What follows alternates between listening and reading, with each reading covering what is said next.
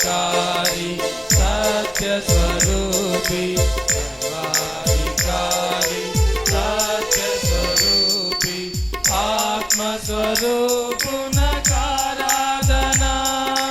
సింహాసన సీనునకు గొర్రె పిల్లకు ఆరాధనా సింహాసన సీనునకు గొర్రె పిల్లకు ఆరాధనా ప్రభువుల ప్రభువుకు ఆరాధనా దేవాది దేవునికి ఆరాధనా రాజాది రాజునకు ఆరాధనా ప్రభువు యేసుకు ఆరాధనా ప్రభువుల ప్రభువుకు ఆరాధనా దేవాది దేవునికి ఆరాధనా రాజాది రాజునకు ఆరాధనా ప్రభువు యేసుకు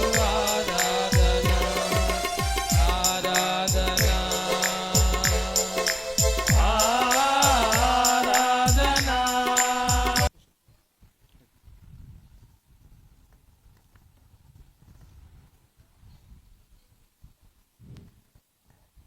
దేవునికి మహిమ కలుగును గాక. మరి ఆఖరి పాట అందరూ లేచి నిలబడి ఒకసారి చాలాసేపటి నుంచి కూర్చున్నారు కాబట్టి అందరూ కూడా లేచి మీ బైబిల్ కాలకు తాకకుండా చూసుకోండి జాగ్రత్తగా.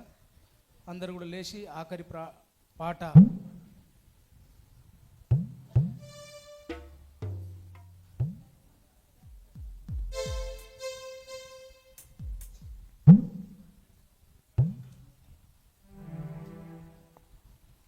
యేసురాజు రాజుల రాజై త్వరగా వచ్చుచుండే యేసురాజు రాజుల రాజై త్వరగా వచ్చుచుండే త్వరగా వచ్చుచుండే త్వరగా వచ్చుచుండే హోసన్నా జయమే హోసన్నా జయమే హోసన్నా జయమనదే హోసన్నా జయమనదే యేసురాజు రాజుల రాజై త్వరగా వచ్చుచుండే త్వరగా వచ్చుచుండే త్వరగా వచ్చుచుండే యోర్దాను ఎదురైనా ఎర్ర సంద్రము పొంగి పొర్లినా యోర్దాను ఎదురైనా ఎర్ర సంద్రము పొంగి పొర్లినా భయము లేదు జయము మనదే భయము లేదు జయము మనదే విజయ గీతము పాడెదము విజయ గీతము పాడెదము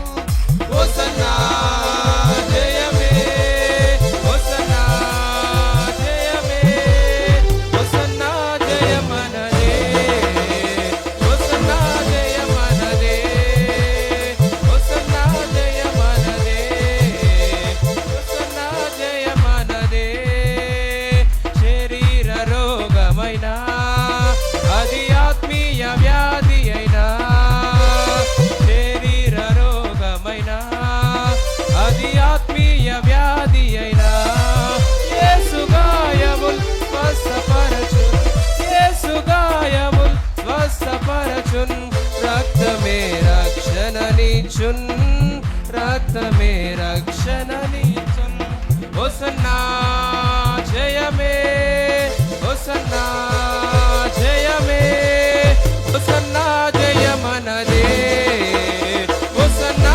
జయమనదే హోసన్నా జయమనదే హోసన్నా జయమనదే యేసురాజు రాజుల రాజై త్వరగా వచ్చుచుండే యేసురాజు రాజుల రాజై త్వరగా వచ్చుచుండే హల్లెలూయా స్తుతి మహిమ ఎల్లప్పుడు హల్లెలూయా స్తుతి మహిమ హల్లెలూయా స్తుతి మహిమ ఎల్లప్పుడు హల్లెలూయా స్తుతి మహిమ యేసు రాజు మనకు ప్రభు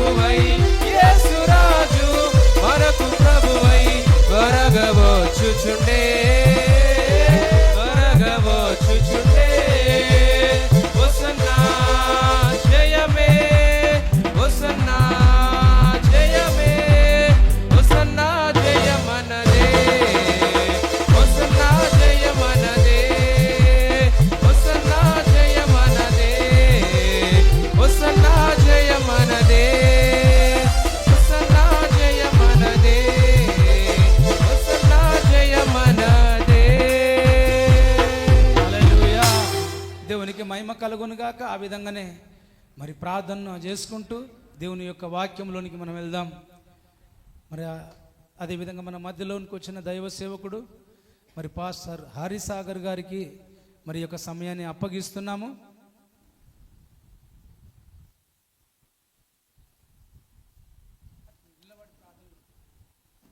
ప్రార్థన చేసుకుందాము. కృపా కనికరం కలిగిన దేవ, సర్వశక్తిమంతుడ తండ్రి, నీవు పలికితే మాకు మేలు ప్రభువా. నీ వాక్యము బలము కలిగినదై సజీవం అనేది తండ్రి. ఒక్కొక్కరికి ప్రాణ ఆత్మ శరీరంలో గుండెలలో ప్రభా చొచ్చుకొని పోయి విత్తబడులాగున, ఫలించులాగున, అభివృద్ధి చెందులాగున, ఒక్కొక్కరికి ఉన్న కట్లు, ఒక్కొక్కరికి ఉన్న బంధకాలు, ఒక్కొక్కరికి ఉన్న బలహీనతలు నీ దహించోగి నీ రక్తంతో కొట్టివేసి బలమైన ప్రభా సైనికులుగా దేదీవ్య మానంగా ఒక్కొక్కరి జీవితాలను ఎలిగింపచేయమని, అందరిపైన నీ కృప, నీ అభిషేకము, నీ సన్నిధి ప్రభువా కుమ్మరింపచేయమని ప్రభువా, నూతనమైన కార్యములు, గొప్ప కార్యములు, ఆశ్చర్యమైన కార్యములు జరిగించమని, ప్రతి కట్లు, ప్రతి వ్యతిరేకతలు లయపరిచి కొట్టివేసి ఈ ఆరాధన అంతా నీ ఆధిపత్యంలో, నీ స్వాధీనంలో తీసుకొని నువ్వే మాట్లాడి నువ్వే మమ్మల్ని అందరినీ బలపరచమని, ఒక్కొక్కరి కుటుంబాలను, జీవితాలను కట్టి ఎన్నడూ చూడని నీ సన్నిధిలో ఉన్న సంపూర్ణ సంతోషము, ఆనందము, చెప్పన సౌఖ్యము, నీ యొక్క మహిమయుక్తమైన ప్రభువా ఆనందము అనుభవించే కృపను దయచేయమని, మహిమను పొందమని యేసు నామములో ప్రార్థించి వేడుకొనుచున్నాను తండ్రి, ఆమేన్. దయతో అందరూ కూర్చోండి. దేవుడు నాకు ఇచ్చిన ఈ సమయాన్ని బట్టి ఆ దేవునికి నేను ఎంతగానో కృతజ్ఞతాస్తుతులు చెల్లిస్తున్నాను. అల్పుడైన నన్ను దేవుడు మీ మధ్యలో తీసుకొచ్చినందుకు దేవునికి మహిమ కలుగును గాక. అలాగనే దేవుడు ఇచ్చిన అవకాశాన్ని బట్టి దేవునికే మహిమ. మరి అద్భుతమైన రీతిగా మనందరినీ దేవుడు తన సన్నిధిలో నడిపించినందుకు సమయాన్ని బట్టి దేవునికి మహిమ. మరి సుధాకర్ అన్న, అక్కగారు చాలా సన్నిహితమైన పరిచయము. సుధాకర్ అన్న గురించి నేను సాక్ష్యము విన్నప్పుడు చాలా ఇంప్రెషన్ అయ్యాను. ఎట్లా అంటే, దేవుని కొరకు దృఢమైన ఆశ లోపట, దేవుని కొరకు బలమైన విశ్వాసం.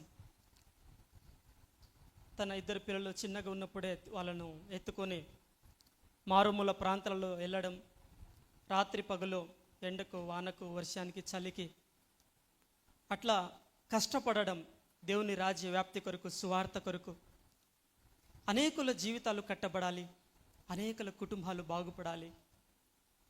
మేము పొందిన ఈ సంతోషాన్ని, సమాధానాన్ని ఇతరులు కూడా అనుభవించాలనే ఆ దేవుని కొరకు భారమైన వాంఛ, ఆ యొక్క తృష్ణ, ఆ పట్టుదల, దేవుని పిలుపు అందుకొని అబ్రహాం కేడియస్ అంకుల్ దగ్గర అభిషేకింపబడి, దేవుని చేత అభిషేకింపబడి, ప్రత్యేకించబడి, ఉపవాసాలు ఉండి దేవుడు అద్భుతమైన రీతిగా ఈ ప్రాంతాన్ని తీసుకొచ్చి ఇంత పెద్ద మందిరాన్ని కట్టి అనేకుల జీవితాలను దేవుడే మార్చుకున్నాడు. అందును బట్టి సంతోషిస్తున్నాను. అలాగనే గొప్ప మందిరంలో వచ్చి మీ మధ్యలో నిలబడడానికి దేవుడు కృపనిచ్చినందుకు దేవునికి మహిమ కలుగును గాక. హల్లెలూయా. అలాగనే నన్ను ప్రోత్సాహపరిచి బలపరచుకుంటూ వస్తున్న దేవునికి, అలాగనే మూర్తి అంకులకి, సత్యం అంకుల్, అలాగనే ఇస్సాకన్న మదన్కి నా హృదయపూర్వక వందనాలు తెలియజేస్తున్నాను. మనము వాక్యంలోనికి వెళ్దాము. నా పేరు హరిసాగరు. మా స్వగ్రామము రామనగూడెం తండ, మండలం పెద్దబుర, నాగార్జున సాగర్ దగ్గర, నల్గొండ జిల్లా. చిన్న సాక్ష్యం చెప్పి వాక్యంలోకి వెళ్తాము. నేను మేకలు, గొర్రెలు కాస్తూ ఉండేవాడిని. ఆ సమయంలో నాకు బైబిల్ దొరికింది రోడ్ మీద. ఆ బుక్ చాలా బాగుంది కదా అని తీసుకొని ఇంట్లో తీసుకెళ్ళి పెట్టాను. కొన్ని రోజుల తర్వాత ఊహచిత్ర పటం కనబడింది, ఫోటో తల మెరుస్తూ ఉంది. చాలా బాగుంది కదా అని ఎత్తుకొని ఇంటి పైన పెట్టాను. మా ఊర్లో ఉన్న ఒక పెద్ద ఆయన వచ్చి చూసి, మీరు యేసుప్రభుని నమ్ముకున్నారా అన్నాడు. ఆయన చెప్పేంత వరకు యేసుప్రభు బైబిల్ అని నాకు తెలియదు, యేసుప్రభు ఫోటో అని కూడా నాకు తెలియదు. ఆ తర్వాత నేను చదువుకోవాలని ఆశ పుట్టినప్పుడు 6వ తరగతి నుంచి చదువుకున్నాను. 6వ తరగతిలో అమృతే అని మా సార్ గారు నాకు దేవుని గురించి అందించారు. 7వ తరగతిలో పాస్టర్ పాండు అన్న నాకు పరిచయం అయ్యారు. రోడ్డు మీద నేను వెళ్తూ ఉన్నాను, లిఫ్ట్ అడిగాను పాండన్నకు, అంతే. ఎక్కడికయ్యా అంటే ప్రార్థనకు అన్నాను. నాతో వస్తావంటే వస్తా అన్న. ఇక నీ దేవుడే నా దేవుడు, ఎక్కడ వెళ్తే నీ ఇంటినే వస్తా అన్నట్టుగా నీతోనే వస్తానా అట్లా అన్న కూర్చోబెట్టుకున్నారు. ఒక భయంకరమైన ఒక ఇంట్లో తీసుకెళ్లారు. ఆ ఇంట్లో అందరూ వికలాంగులే, అందరూ పుట్టిన పిల్లలు అందరూ వికలాంగులే. అక్కడ కన్నీళ్లతో ప్రార్థన చేయడం నేను చూశా. అప్పుడు మా ఇంటికి తీసుకెళ్ళా. అప్పుడు మా పరిస్థితి ఎట్లా ఉందంటే, ఒక ఇద్దరు పెద్దనాళ్ళు చనిపోయి ఉన్నారు. అప్పటికి 2 అన్నలు, ఒక అక్క చనిపోయి ఉన్నారు, బావ చనిపోయి ఉన్నారు. చాలా సుసంపన్నమైన కుటుంబంలో ఉన్నాం మేము. పశువులు, గొర్రెలు, బర్రెలు అన్నీ విస్తారంగా ఉండే, చాలా భూములు ఉండే. అలాంటి సమయంలో బాగుపడాలని ఒకరి తర్వాత ఒకరు చనిపోతున్నారు. భయంకరమైన మంత్రకిరాల చేత బాగుపడాలని లోకమంతటా తిరిగాడు మా డాడీ. ఎన్నో ఖర్చు పెట్టాడు, ఆస్తులన్నీ అమ్ముకున్నాడు. కానీ ఒకరి తర్వాత ఒకరు మనుషులు చనిపోతున్నారు. ఆస్తులు పోయినాయి, మనుషులు పోతున్నారు. మా డాడీ కూడా అనారోగ్యంతో హాస్పిటల్లో ఉన్నారు. అప్పుడు పాండన్న పరిచయం అయినప్పుడు ఇంటికి తీసుకెళ్ళి ప్రార్థన చేసినప్పుడు పాస్టర్ అబ్రహాం కేడిఎస్ గారికి తెలియజేసినప్పుడు వారు వచ్చి మా కుటుంబం అందరికీ నాగార్జున సాగర్లో బాప్తిస్మం ఇవ్వడం జరిగింది. అలా మరి పాండన్నతో పరిచయం చేయడము, తను ఎక్కడ తీసుకెళ్తే తన వెంట వెళ్ళడము, అలా పరిచయం చేయడము మొదలుపెట్టాను. ఆ తర్వాత 2015లో మా అమ్మగారు చనిపోయిన తర్వాత, ప్రభునందు నిద్రించిన తర్వాత నేను ప్రార్థన చేసినప్పుడు, దేవుడు దర్శనం చూపించినప్పుడు అన్న వాళ్ళకి అడిగి నేను హైదరాబాద్కి రావడం జరిగింది. అప్పుడు పాస్టర్ అంకుల్ కూడా నేను చేరదీయడం, తన దగ్గర ఉండడం, మళ్ళీ అక్కడ బలపరచబడడం, అనేకులు బాప్తిసాలు ఇవ్వడము. అట్లా తర్వాత 2018లో మా డాడీ వచ్చి సంబంధం చూసి మ్యారేజ్ చేసుకున్నారు. ఒక్కడే ఉన్నావు కదా, పెళ్లి చేసుకొని సేవ చేసుకున్నారు. సరే అన్న. అప్పుడు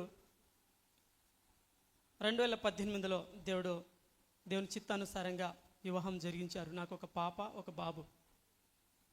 అలాగనే లాస్ట్ ఇయర్ మరి అద్భుతంగా దేవుడు ఈ ఇయరే బాబు యొక్క బర్త్డే చేయడానికి దేవుడు కృప చూపాడు. మా బంధువులు, స్నేహితులు, పాలులు అందరూ వచ్చి వాళ్ళకు రక్షణ సువార్త అందించడానికి దేవుడు భాగ్యాన్ని ఇచ్చాడు. అలాగనే ఒక బుక్ రాయడానికి కూడా దేవుడు, దైవజనుడు అనే బుక్ రాయడానికి కూడా దేవుడు సహాయం చేశాడు. అది నేను హాస్పిటల్లో ఉన్నాను. యాక్సిడెంట్ అయ్యి సొరాసిస్ వచ్చి శరీరం అంతా పుండ్లై ఉన్నప్పుడు దేవుడు ఇచ్చిన తలంపులతో దేవుని దగ్గర అడిగినప్పుడు దేవుడు ఇచ్చిన దాంతో ఎన్నో విషయాలు అందులో పొందుపరచడం జరిగింది. దేవునికి మహిమ కలుగును గాక. 6వ తరగతి నుంచి ప్రారంభమైన నా జీవితము మరి 2 పీజీలు చేయడానికి దేవుడు కృప చూపాడు. అలాగనే దేవునిలో ఇలా అనేక చోట్ల తీసుకెళ్ళడానికి దేవుడే సహాయం చేశాడు.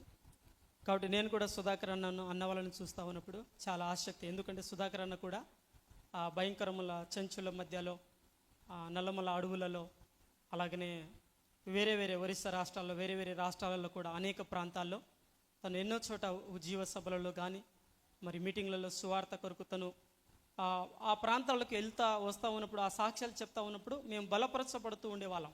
అలాగా కాబట్టి దేవునికి మహిమ కలుగును గాక ఈ సాక్ష్యాన్ని బట్టి. కాబట్టి మనము వాక్యంలోకి వెళ్దాము. హల్లెలూయా. ఒక మంత్రి వస్తుండనుకో మన ఊర్లో, లేకపోతే ఒక ఎమ్మెల్యే వస్తుండనుకో, పొద్దు నుంచి డప్పు కొట్టుకుంటూ ఎప్పుడు దాకా ఉంటారు? ఇప్పుడే వస్తున్నాడు అంటారు, సాయంత్రం అవుతుంది కదా. కానీ వాక్యం వినే విషయంలో ఒక ఎంపీకి, ఒక ఎమ్మెల్యేకి, ఒక మంత్రికి ఇచ్చేంత ఎగిరపడి దేవుని వాక్యం వినాలి, దేవుడు మాతో ఏం మాట్లాడతాడనే అంతకంటే మనసుల కొరకు అంత వెయిటింగ్ చేస్తాం కదా. అంతకంటే ఏముండాలి? ఆసక్తి ఉండాలి మనలో కదా. ఆ ఆశపడే వారిని దేవుడు ఏం చేస్తాడు? తృప్తిపరుస్తాడు కదా. కాబట్టి వాక్యంలోకి వెళ్దాము. ఎఫెసీ పత్రిక 5:20లో, అలాగనే ఇర్మియా గ్రంథము 31:3లో దేవుడు చెప్తాడు, శాశ్వతమైన ప్రేమతో నేను నిన్ను ప్రేమించుచున్నాను కనుక విడవక నీడలా కృప చూపుచున్నాను అంటున్నాడు. దేవుడు ఎలా ప్రేమతో ప్రేమిస్తున్నాడు? శాశ్వతమైన ప్రేమతో దేవుడు మనకు ప్రేమించి కృప చూపుతూ విడవక ఎడబాయక తోడై ఉండి కంటికి రెప్పలాగా మనకు కాపాడుకుంటూ పోషించుకుంటూ ఇంతవరకు నడిపించాడు. ముందు కూడా నడిపించే సర్వశక్తిమంతుడు కదా. అయితే మనమంట అంత ప్రేమతో ప్రేమిస్తున్న ఆ దేవునికి కృతజ్ఞతాస్తుతులు చెల్లిస్తూ దేవునికి మహిమకరంగా మనం జీవించాలి. ఎఫెసీ పత్రిక 5:20లో మన ప్రభువుని యేసుక్రీస్తు పేరిట సమస్తమును గురించి తండ్రి అయిన దేవునికి ఎల్లప్పుడూ కృతజ్ఞతాస్తుతులు చెల్లించచ్చు. ఏం చేయాలంట? దేవుడు చేస్తున్న సమస్త క్రియలను బట్టి తండ్రి అయిన దేవునికి అన్ని విషయంలో, ఒక్క విషయంలో అని ఉందా? లేదు. ప్రతి విషయంలో ఏం చేయాలి? కృతజ్ఞతాస్తుతులు చెల్లించాలంట. కాపాడినందుకు, పోషించినందుకు, రక్షించినందుకు కదా, రక్షణనిచ్చినందుకు, క్షమించినందుకు, తన రక్తంతో మనకు కడిగినందుకు, కొత్త జీవితాన్ని ఇచ్చినందుకు, మన బ్రతుకును మార్చినందుకు, ప్రతి విషయంలో ఏం చేయాలంటే కృతజ్ఞతాస్తుతులు చెల్లించాలి. కీర్తన 103:2లో నా ప్రాణమా యెహోవాను సన్నిధించుము, ఆయన చేసిన ఉపకారములలో దేనిని కూడా మరువకము. ఆయన చేసిన ఉపకారములు, మేలులు ఏ విషయంలో కూడా, ఒక్కటి విషయంలో కూడా మనము మరిచిపోవద్దు. కొందరు ఏం చేస్తారంటే మరిచిపోతూ ఉంటారు. ఏం చేస్తారు? మరిచిపోతూ ఉంటారు. ఒక రాజు యొక్క కుమారుడు, రాకుమారుడు, ఆయన ఏం చేశాడంటే పట్టబడ్డాడు. శత్రువుల చేతిలో పట్టబడి ఆ మిద్దె పైన కట్టేశారు. కట్టేసిన తర్వాత ఏం చేశారంటే కాసేపు తర్వాత వదిలేశారు. ఇంకా చుట్టూ సైన్యం ఉన్నారు. అయితే ఆ రాకుమారుడు పైనుంచి ఒక ఉంగరం కింద వేసాడంట. కింద ఒక వ్యక్తి ఏదో ఎదుగుతా ఉన్నప్పుడు ఉంగరం దొరికింది. మళ్ళీ కిందనే ఎదుగుతా ఉన్నాడంట. ఆ తర్వాత తన వాచ్ వేసాడంట. వాచ్ని తీసుకుని జేబులో పెట్టుకున్నాడు. మళ్ళీ తిరుగుతూ ఉన్నాడంట. తిరుగుతూ ఉన్న తర్వాత మళ్ళీ తన బంగారపు చైన్ విసిరేసాడంట పైనుంచి రాకుమారుడు. ఆ చైన్ కూడా తీసుకొని మళ్ళీ కిందనే చూస్తూ ఉన్నాడంట. అప్పుడు ఈ రాకుమారుడు ఏం చేశాడంట, ఒక రాయి తల మీద వేసాడంట. తల మీద వేయగానే పైకి తీసి చూస్తే ఆ రాకుమారుడు ఉన్నాడు. ఇప్పుడు ఆ ఉంగరము, బంగారము, వాచీలు అన్నీ తీసేసుకుంటున్నాడు. కానీ ఇది ఇంతకు ఎక్కడి నుంచి వస్తుంది, ఎవరు ఇస్తున్నారు అని పైకి చూస్తున్నాడా? ఏమైనా ఆలోచన చేస్తున్నాడా? కదా, ఆయన దొరికింది దోచుకుంటున్నాడు. కానీ అసలు ఎవరు ఇస్తున్నారు, ఎక్కడి నుంచి వస్తున్నాయి అని చూస్తున్నాడా? లేదు. రాయి పడినప్పుడు, దెబ్బ తాకినప్పుడు మనము కూడా నాకు ఇది కావాలి, నాకు అది కావాలి అన్నీ ఎప్పుడు అడుగుతూనే ఉంటాం, పొందుకుంటూనే ఉంటాం. కానీ ఎప్పుడు అడుగుతూనే ఉంటాం, పొందుకుంటూనే ఉంటాం. కానీ దేవుని చూడాలి, దేవుని స్వరము వినాలి, ఆయన మంచితనాన్ని చూడాలి, ఆయన సుగుణాన్ని చూడాలి. ఆయన మంచివాడు కాబట్టి ఆయన అద్భుతాలు చూడాలి, ఆయననే చూడాలి. అన్నీ ఇచ్చి అన్ని విధాలుగా పోషించి నడిపిస్తున్న దేవునికి కృతజ్ఞతాస్తుతులు చెల్లిస్తూ ఆయన కొరకే బ్రతకాలి, ఆయననే చూడాలనే ఆశ మనలో ఉండాలి. కొందరికి కష్టం వచ్చినప్పుడే, ఆ వ్యక్తి మీద తల మీద రాయి పడినప్పుడే పైకి చూశాడు. కష్టం వచ్చినప్పుడు దేవుని వైపు చూస్తారు. ప్రభువా నన్ను ఆదుకోయ్యా, నిన్ను తట్టుకోలేనయ్యా కదా. అలా అంటే మనిషి తన అవసరతల కొరకే ఎక్కువ అడుగుతాడు. కానీ దేవుడే కావాలి, దేవుని కొరకే మేము బ్రతకాలి, ఇంతగా ప్రేమించిన దేవునికి నేను కృతజ్ఞతాస్తుతులు చెల్లించాలనే భావన కలిగి ఉండరు. అవునా? భావన కలిగి ఉండరు. అలాగే మనం చూస్తాము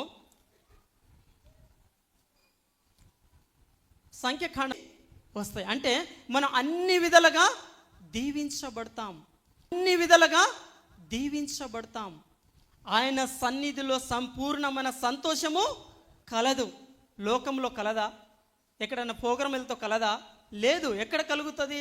సంపూర్ణమైన సత్యం ఎప్పుడు ఉండే ఆ సన్నిధి సంతోషము ఎక్కడ దొరుకుతుంది అంటే నిత్యమైన సంతోషము దేవుని కోరుకున్నప్పుడు దేవుని సన్నిధిలో దొరుకుతుంది మనకు. కాబట్టి మన జీవితాన్ని ఇక్కడ దేవుని సన్నిధిలో దేవునితో ఉండడానికి మనము ఎక్కువ ఇష్టపడాలి. యెషయా గ్రంథము 26:3లో ఏముందంటే, ఎవని మనసు ఆయన మీద, ఎవరి మీద? దేవుని మీద ఆనుకున్ననో వాణ్ణి దేవుడు ఏం చేస్తాడంట? పూర్ణ శాంతిగా మార్చేస్తాడంట. ఈ దినాల్లో నాకు శాంతి లేదు, సమాధానం లేదు, అన్నీ ఉన్నా ఏమి లేనట్టే ఉన్నాను, ఏదో అన్నీ కలిగి ఉన్నా ఏదో తెలియని వేదన, తెలియని బాధ అంతరంగ హృదయంలో, ఎవరికి చెప్పుకోలేను, ఎవరు ఏమనుకుంటారో అన్ని రకరకాలమైన ప్రశ్నలతో మనిషి సతమతం అవుతూ ఉంటారు కదా. కానీ దేవుడు ఏమంటున్నాడు? నీ మనస్సు నా మీద పెట్టు, నా మనస్సు నీ మీద పెడతా, అప్పుడు పూర్ణ శాంతిగా మార్చేస్తా. అంటే